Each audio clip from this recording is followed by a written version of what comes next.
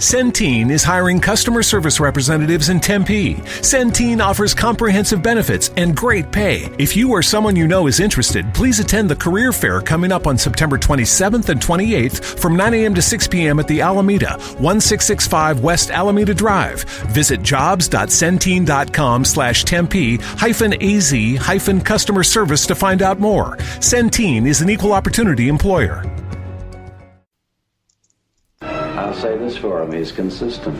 Well, he's been so consistent all year. Not the taste, consistency. Consistently, yes. Consistency! Thanks, losers.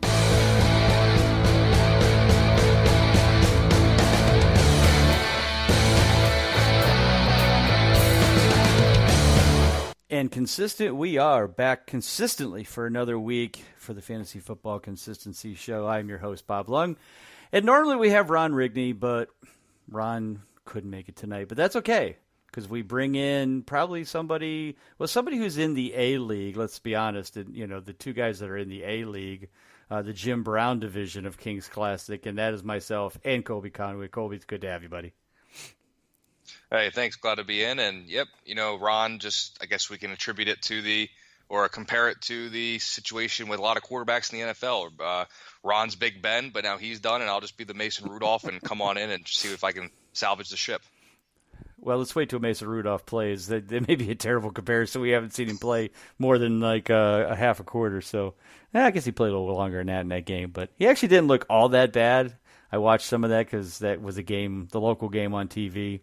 He didn't look that bad. I kind of liked his fake. I don't know if you saw the play at the first touchdown to Vance McDonald. Was it first touchdown to Vance McDonald? I don't remember, but he kind of hiked the ball. It was like the 3-yard line, hikes the ball, takes a step back, and kind of like bends down, like squats, like he was hiding, and then he jumps up and throws the ball to McDonald. It was quite interesting. I was kind of like, what the hell is he doing? Like, I think he thought, he looked like I think it was a play action, so he fakes it, but then he kind of ducks like nobody could see if he had the ball or not. And then he just kind of pops up like a freaking prairie dog, and then throws the ball to Vance McDonald for the touchdown. It was interesting. But yeah, I mean, the kid looked pretty calm and cool out there. So, he's supposed to be the heir apparent. So we'll definitely wait and see. Definitely an incredibly bad week for quarterbacks. In fact, I think we've talked, probably a lot during preseason about having a decent starting backup. We talked a lot about streaming your quarterbacks. If you did that, that's probably a good idea, because now one of those guys may be hurt and the other guy may be who you're relying on for your consistency every week, which is, may be good, may not be. But, man, they're going down like flies. I've got people emailing me all kinds of questions, and the one person said, I forget what they had. They had Baker Mayfield and Carson Wentz maybe as their two quarterbacks. And, of course, Wentz has been doing better. And I think Mayfield will turn it around. It's been a tough start for him. But she said something about picking up Andy Dalton. But she said, I don't want to do that, because why do I need 3 receivers? Or 3 quarterbacks? And I go, sweetheart, have you not watched – because it was a female, sorry. I said, have you not watched the first 2 weeks? I go, these guys are dropping like flies. Hell, put Andy Dalton on your bench. You might be able to trade him for a starting running back or wide receiver or something that you may need. I go, right now, they're a premium. If you can get a starting quarterback, good or not good, I go, you might as well grab him. I said, Andy Dalton's 2 for 2, consistency-wise, and 7th in total points. I go, put him on your bench. What's the worst that can happen? I go, unless you desperately have a slot that you need to put a backup wide receiver or running back, I go, hell, get as many quarterbacks as you can, because they may be good trade bait down the road. It's crazy out there. Yeah, and it's wow. It's just some of the guys too, that we're looking at here with, by week 3, we'll jump ahead. Week 3. I mean, if you told me that you'd have to make decisions of Gardner Minshew, Mason Rudolph, Teddy Bridgewater / Taysom Hill, because who the heck knows what Sean Payton's going to do. And some of these other quarterbacks, it's crazy. Coming in the year, we're always worried about what running backs can go down with an injury, what receivers can go down with an injury. And this year, it seems like it's the quarterback position that's given us the biggest fits in terms of injuries. Absolutely. Yeah, and like you said, it's not like it's Joe Flacco's going down or Eli Manning's going down. We're talking Roethlisberger, Breeze. Looks like Cam probably won't play this week.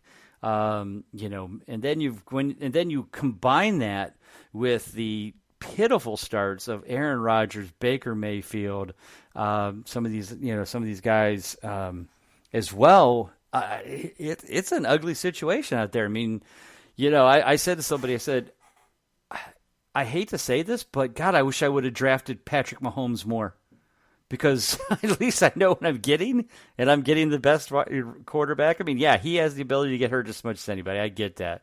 But, man, now I'm wishing I may have drafted him in the 4th or 5th round instead of waiting to the 6th or 7th round and getting Aaron Rodgers or Baker Mayfield or somebody like that.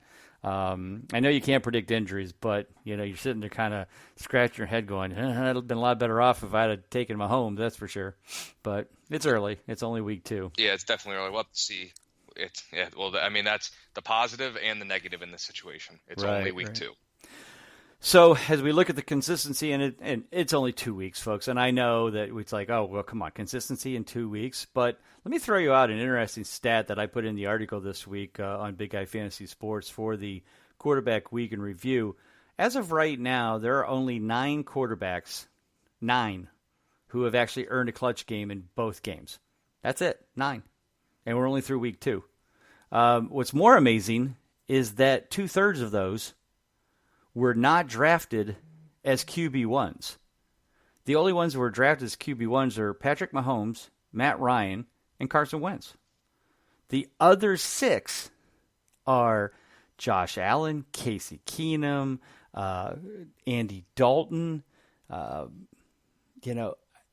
else? There's a couple others there. Matthew Stafford, Tom Brady, Dak Prescott. Now, some people might say, well, Brady, but I don't think he was drafted as a QB1, not in most of the leagues I was in. How about you?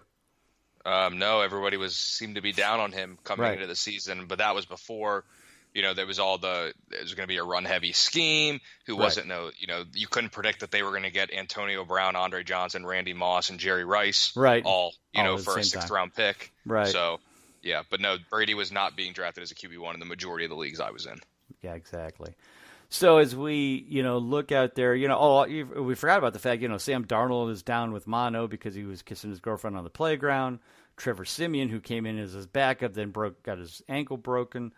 So now they're down to Marshall Faulk or Luke Falk or some Falk, some Falking quarterback is in there now, and we don't know what's going to happen. So, this week I think that both the New England Jets game and the Dallas-Miami game are both over 20 points spread at least. Am I right in saying that?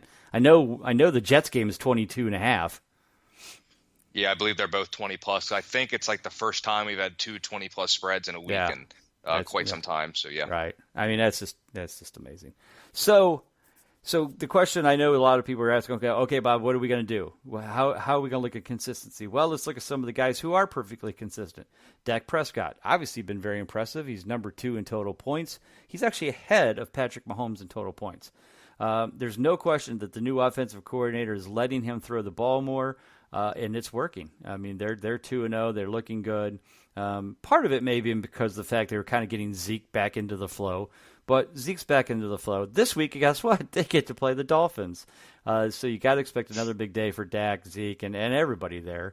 What are your thoughts on Prescott? Do you think he continues? Not at this pace. Let's be honest. I don't think anybody here is going to, any of us or any expert out there is going to say that, yeah, I'm expecting Dak Prescott to end the year in the top 3 quarterbacks for fantasy.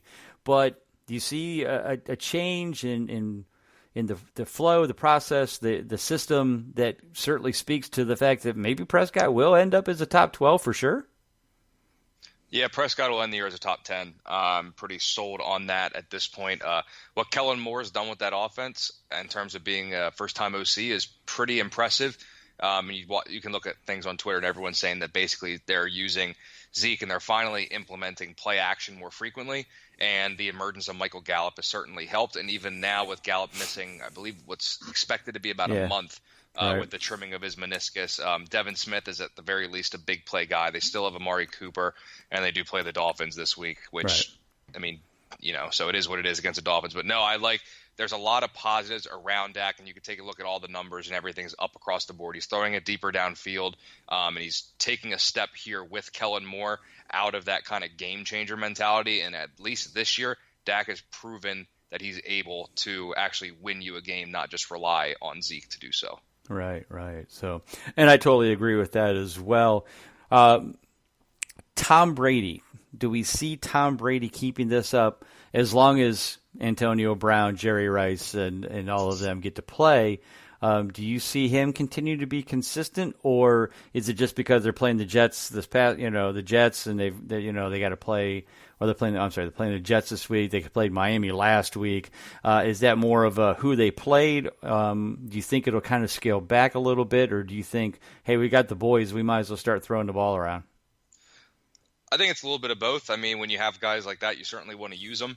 But you look at what they got coming up. I mean, yes, they play the Jets. Then they have a tough matchup with the Bills, and that Bills defense is a lot better than what people may think. And then Redskins, Giants, and you get the Jets again, right, and the Browns. So I think when we get about halfway through the season, we're going to be seeing Brady probably north of 85, 86% consistency. Say about 8 games. I'll give him one where he's not. So 7 out of 8 is, I guess, 88%. So right, somewhere in that range. And then at the end of the year, it gets a little bit tougher with some matchups. So I think at least in the beginning of the year, if you're going to buy into his early season schedule, because about after the last couple weeks of the season, you got the Bills, the Texans are in there for whatever you make of them. The Cowboys are decent. Eagles are okay. Defensively, Ravens are okay. Not really a schedule to really be scared of. So, I mean, I wouldn't be surprised if Brady's a lot closer to the top than we thought. Usually what slows down Brady in the passing game is weather, because they're playing in New England in November, December, and they're probably playing in Buffalo. They're playing in New York. So they got a lot of cold, crappy weather games. That's usually what slows down that more than anything. But, yeah, I got to agree. I think Brady will probably stay in the top 12 in points and consistency. I think the one that kind of surprises me that's up there in top 5 is Matthew Stafford. Him, Case Keenum, Andy Dalton. I mean, these are 3 guys that have had their moments in the past, but really didn't do much last year. Is it more of their defense is so bad in all 3 cases that they're always throwing, so it's a lot of garbage time? Do we expect that to continue? I mean, I question whether that'll continue, but I kind of feel like the consistency will probably fall off for all 3 of them. But again, their defenses are so bad that they're certainly forcing them to have to throw the ball quite a bit. What are your thoughts on those 3 guys?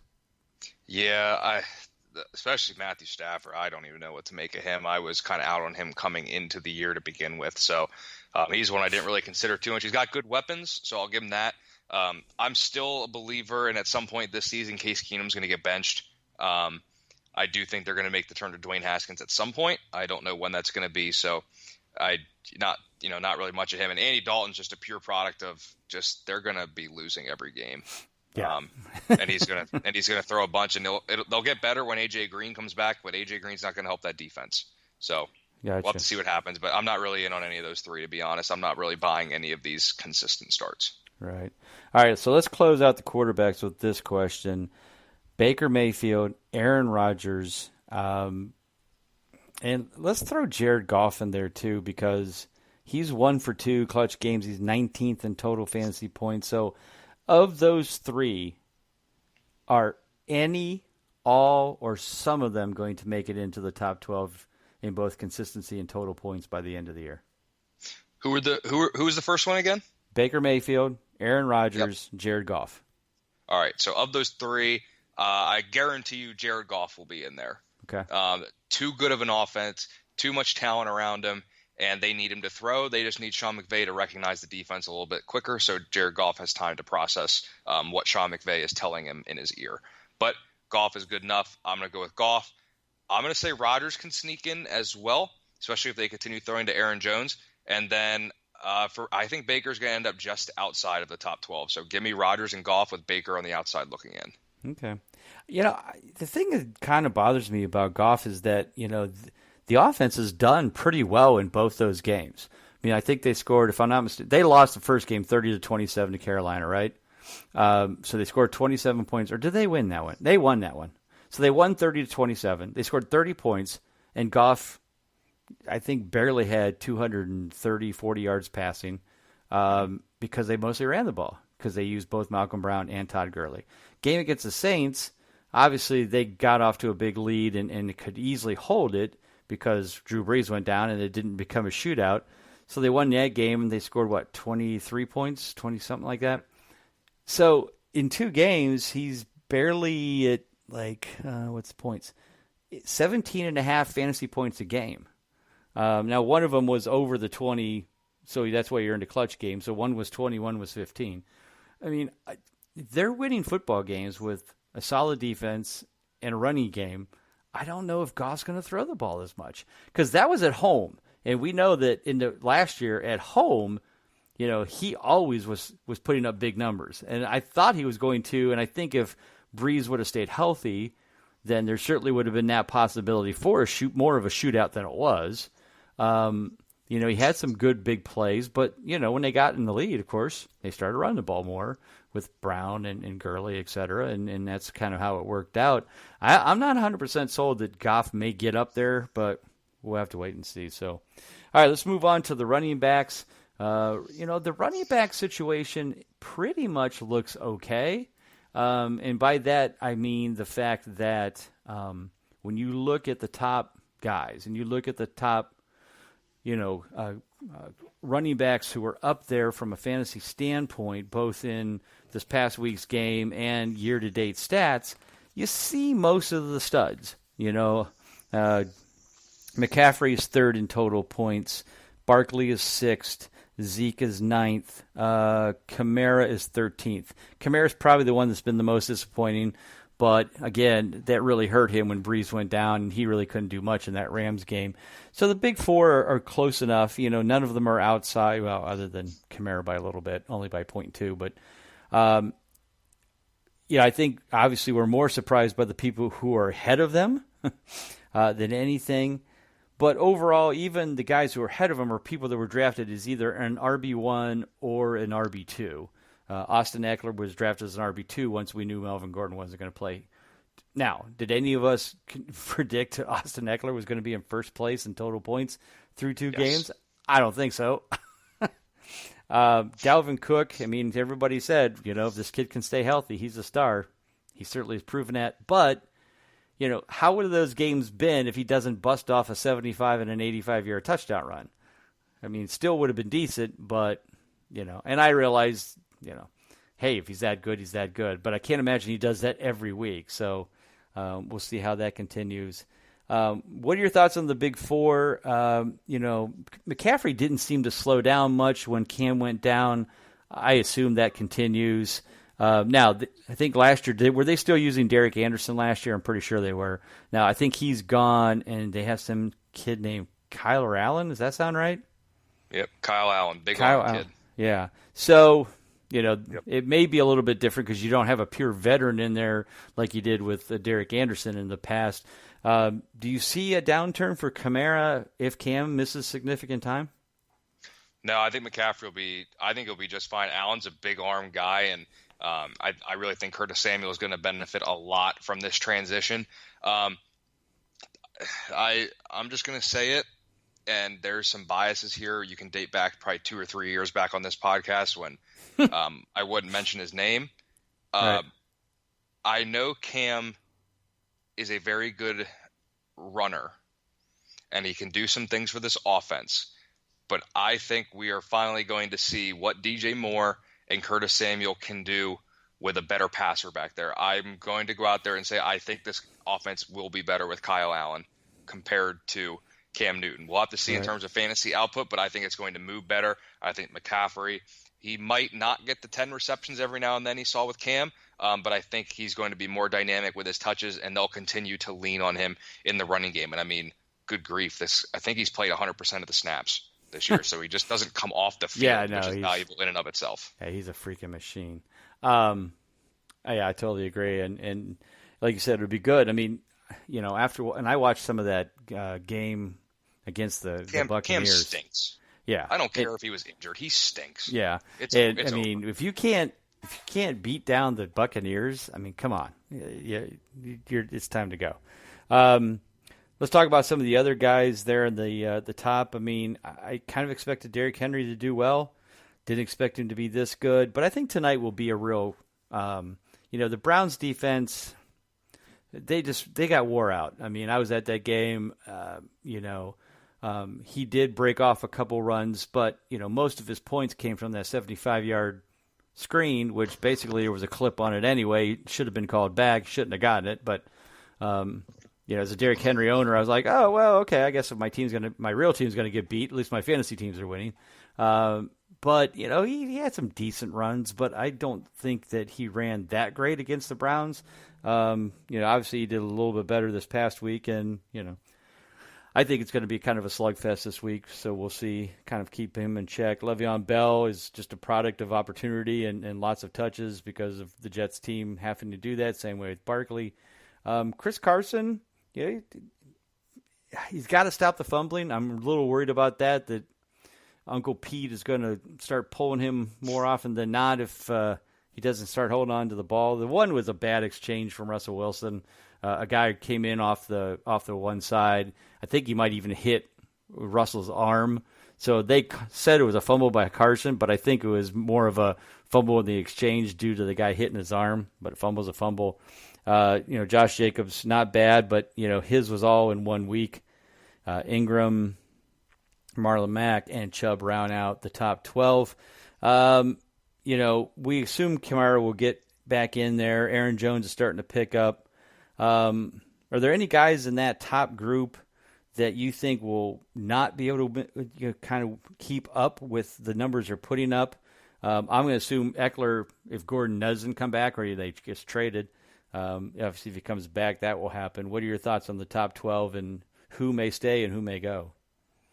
Yeah, looking at the top 12 here, for me, I mean, obviously, yes, Eckler's going to be the easy call because if Melvin Gordon comes back, his workload's diminished. But if I'm going to look anybody else in there, unfortunately for one of my Kings Classic teams, there's reason for some pessimism with Josh Jacobs, dealing with a groin issue right now, and he's also sick. Posted on his Instagram that he lost 10 pounds, which is a wild thing to post. I'm sure his agent was like, hey, let's never do that again. Yeah.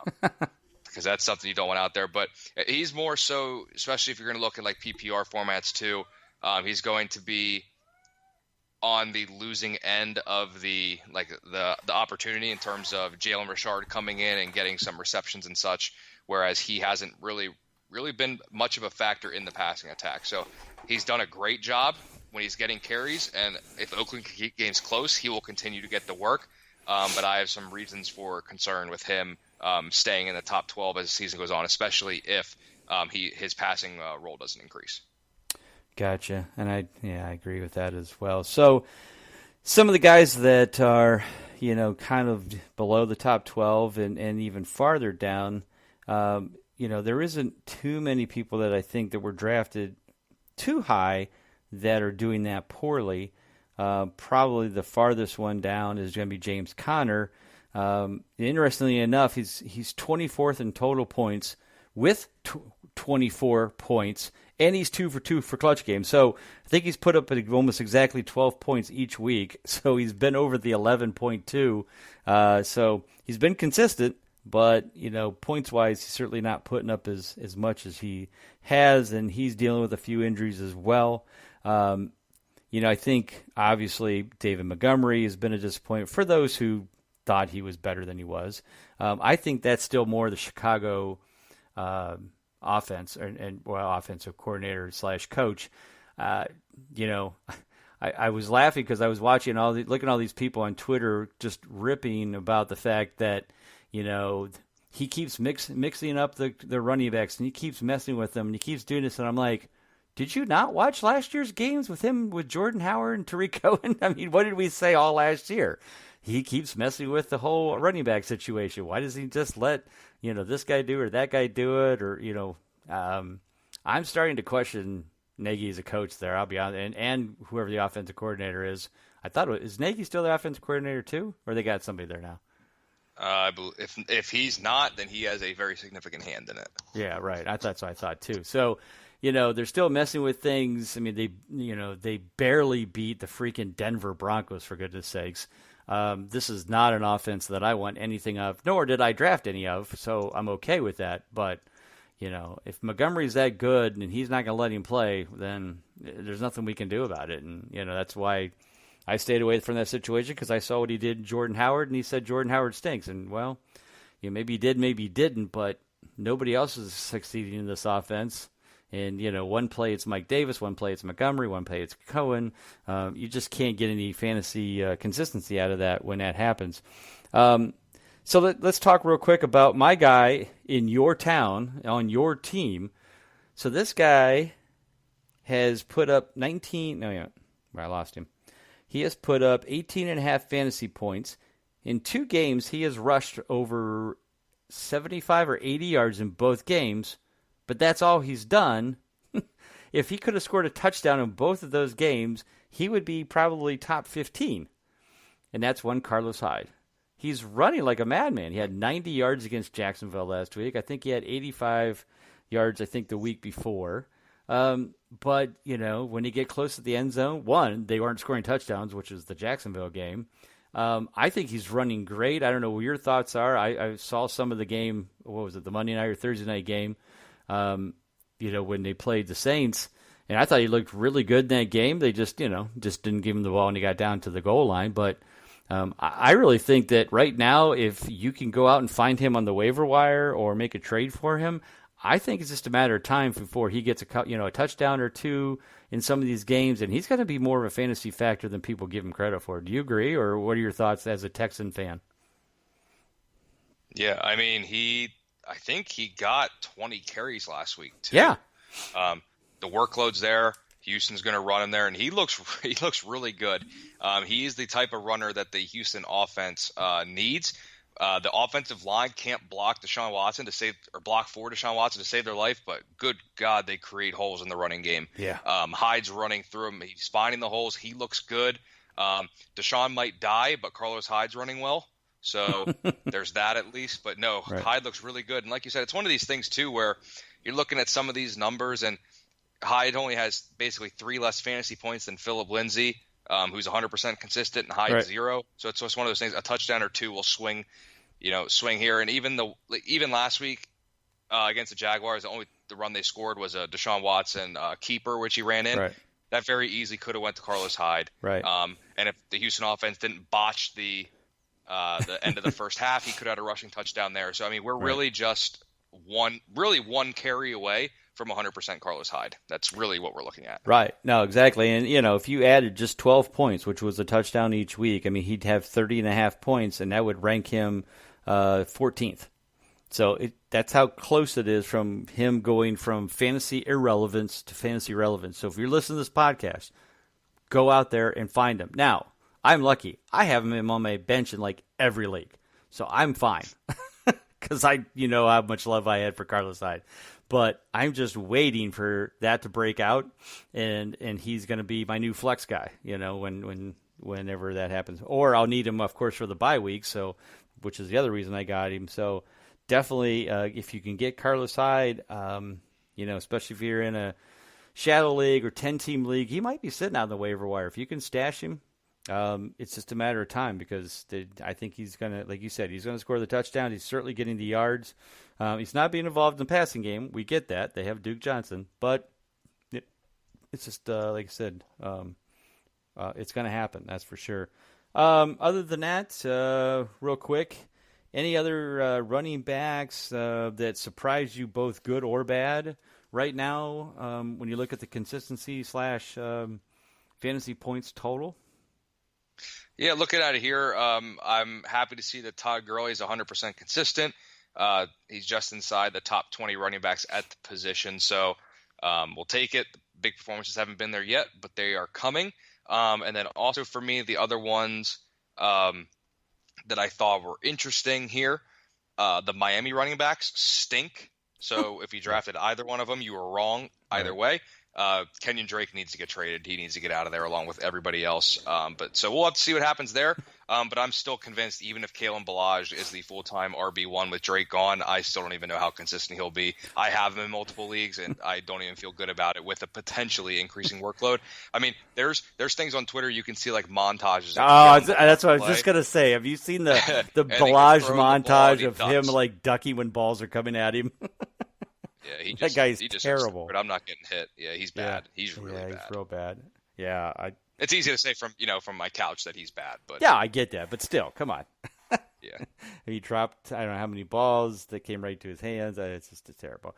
All right, so let's plow through here into the wide receivers. Again, the wide receiver. I always see basically the quarterbacks and the tight ends always have some consistency issues. And I get that. It's usually the studs are kind of all over the place early on. As we saw with the running backs, it's not too far off. The ones and twos are pretty much performing like ones and twos. But I've never seen the wide receivers, and I get it. It's only 2 weeks. But I've never seen this many stud receivers being just like, not just below average, but ridiculously below average. So just like the quarterbacks, the top 12 wide receivers only have 5 wide receivers out of the 12 who were drafted as wide receiver ones. That's Julio Jones, Odell Beckham, Keenan Allen, Michael Thomas, T.Y. Hilton. DeAndre Hopkins is 15th. Juju is 32nd. Davante Adams is 39th. And Mike Evans is 70th in total points. Now, that's not even talking consistency. Which Mike Evans is 0 for 2. I think Davante Adams is 1 for 2. But it's just like, what in the world is happening? I mean, that was the first non-clutch game for DeAndre Hopkins in about 36 weeks. Now, I didn't see the game. Maybe you did. What happened that Hopkins wasn't getting the ball? Maybe I did. Maybe I did. Was it just, like you said, lack of time to be able to throw the ball because the line still isn't holding up to keep Mr. Watson in standing upright? Yeah, I mean, he got plenty of targets. I mean, also, too, was dealing with Jalen Ramsey most of the afternoon, and even though he's had his number in the past before a little bit, none of his statistical outbursts were great against Ramsey. He always just found a way to find the end zone, so that boosted him, and he didn't get in there this week. It wasn't a great game for Watson and the offense in its entirety. Again, Carlos Hyde was the only real statistically significant producer, but yeah, it's a shame not to see Hopkins continue that 100% consistency, but I think he's just trying to create a buying opportunity in 2020 for us. There you go. That's the only way I can spin this into a positive. I mean, Davante Adams also, now he lost his perfect season from last year in Game 1 against the Bears, which that didn't surprise me as much. But it's not like he set the world on fire this past week. I mean, he's still, like I said, only 25 points. He's 39th in total points. I mean, he's down there with Deebo Samuels and Danny Amendola.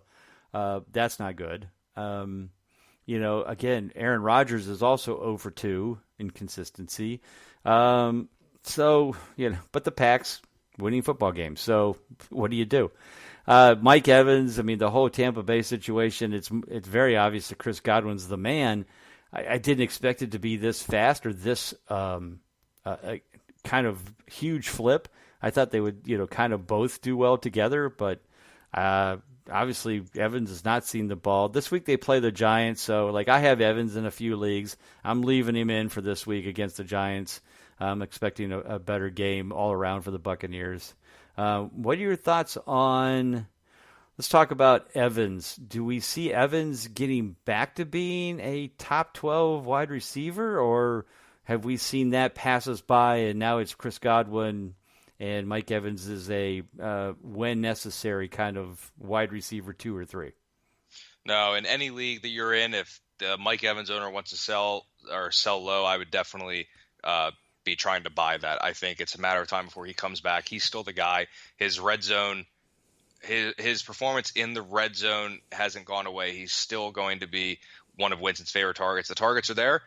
Godwin's just been the one who's been more effective to date, and it's given a lot of people their victory laps on Godwin, considering everybody and their grandmother were on him coming into the season. But no, I'm looking to buy low on Evans anywhere that I can, and I'm buying into a bounce back. I think it's going to take some time for Jameis to get comfortable in the system. I don't believe in Jameis, but I do believe in Evans' talent. So buy low anywhere you can on Evans. Gotcha. All right, let's move down and just real quick take a look at some of the surprises in the top 12. Sammy Watkins is number one, even though, surprisingly enough, he's number one in total fantasy points, but he's 1 for 2 in consistency because he didn't earn a clutch game this week because he only had 10.9 points. He didn't go over 11. That just shows you what to expect. Yet Demarcus Robinson was number one. McCole Hardman was number 26 for points this week. So really weird. I think probably the biggest surprise of all being in the top anything is John Ross at number 2. This guy had fallen off the face of the earth for 2 years. I doubt if he was even drafted in most leagues. And yet he's, 2 for 2, 56 points, put up back-to-back, 20 to 30 points. He had 35 the first week.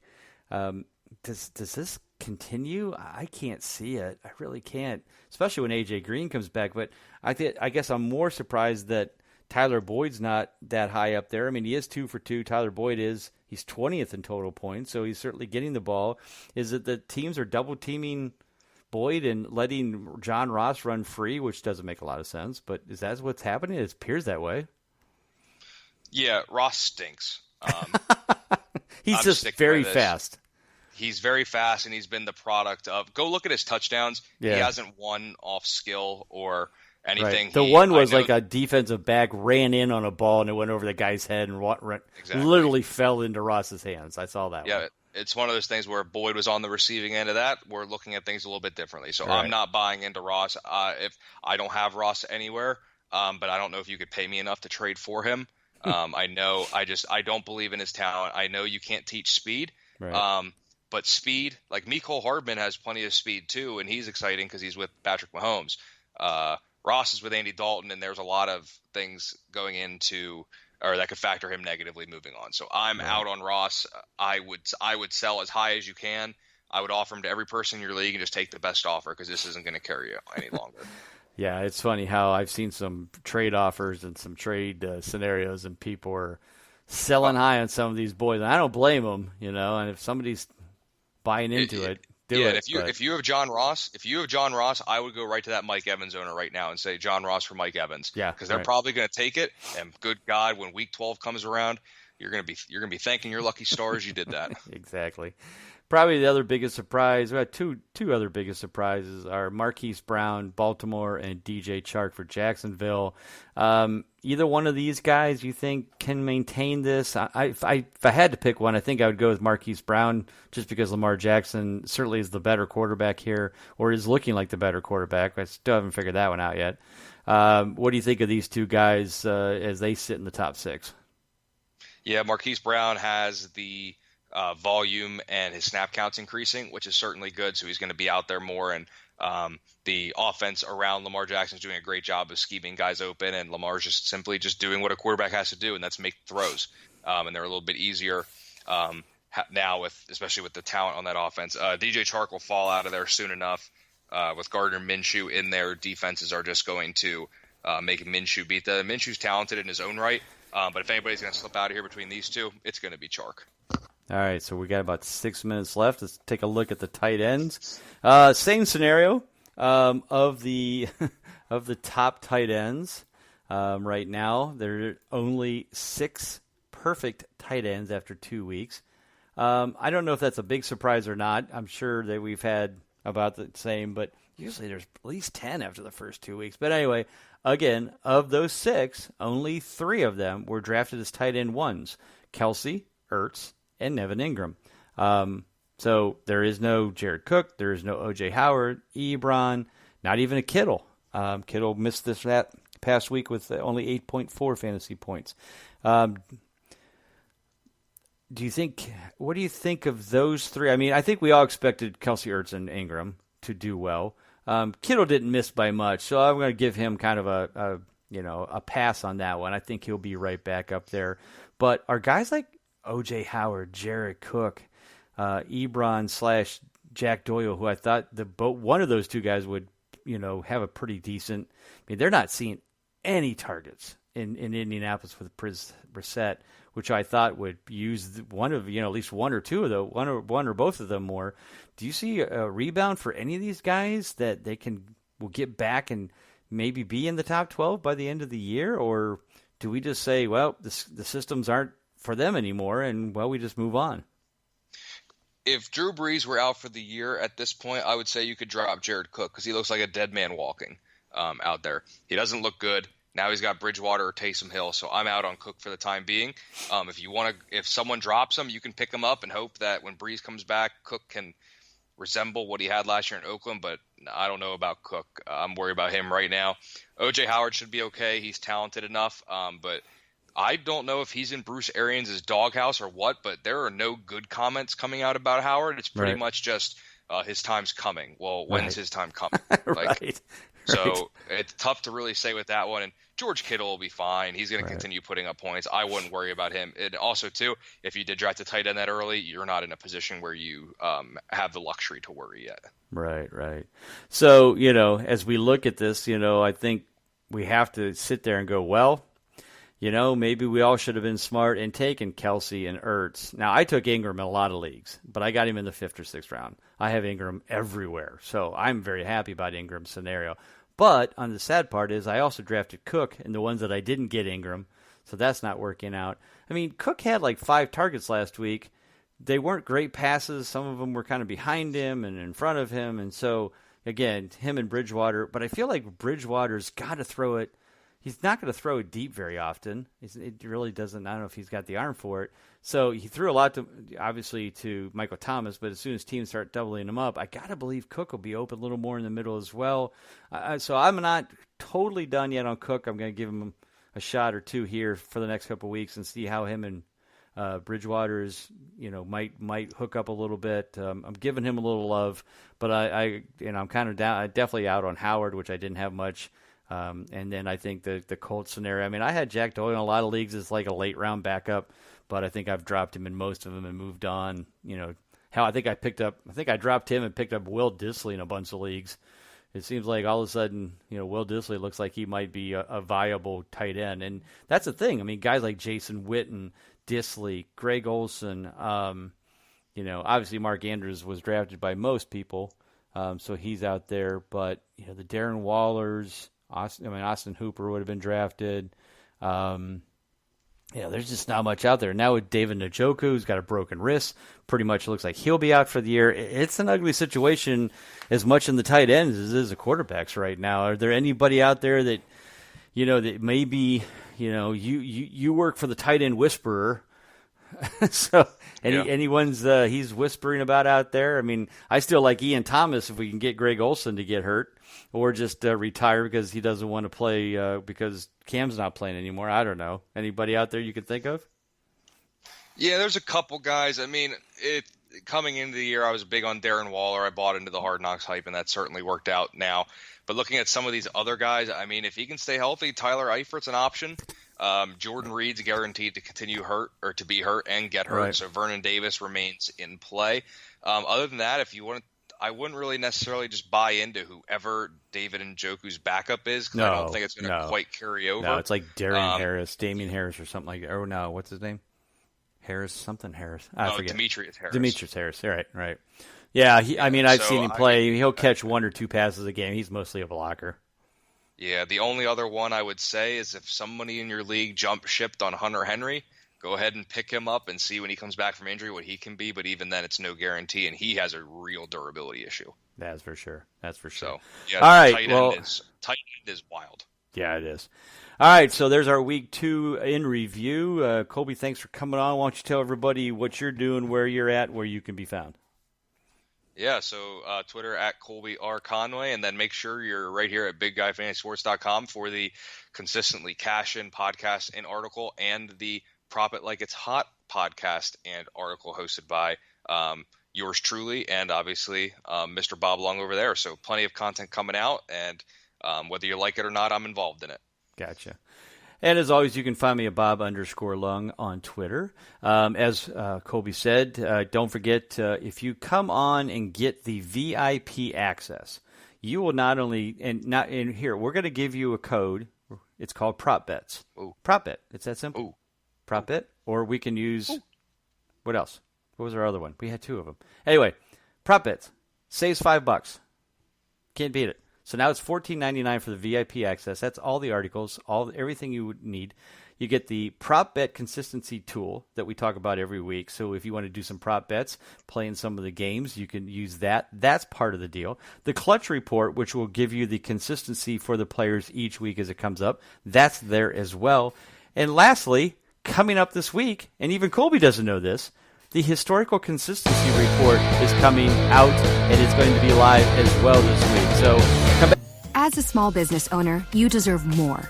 More confidence, more connectivity, more of the tools that help your business thrive.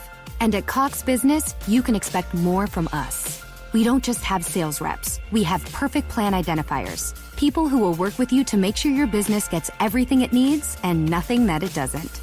Your business deserves more, and that's why you can expect more from Cox Business. Call 800-526-8572 to switch today. Hey, sports fans, football season is here, and the time has come for you and your friends to have some fun. MyBookie.net is the industry-leading sports action website that offers real Vegas odds on football, baseball, basketball, college, and all your favorite sports events. You can take a side, total, or try their in-game live action. Go to MyBookie.net to open an account and use promo code CHAMPION to be entered into our amazing prize pool. That's MyBookie.net, promo code CHAMPION. Get in on the action today. No deposit is necessary. Terms and conditions apply for entertainment purposes only. Void where prohibited.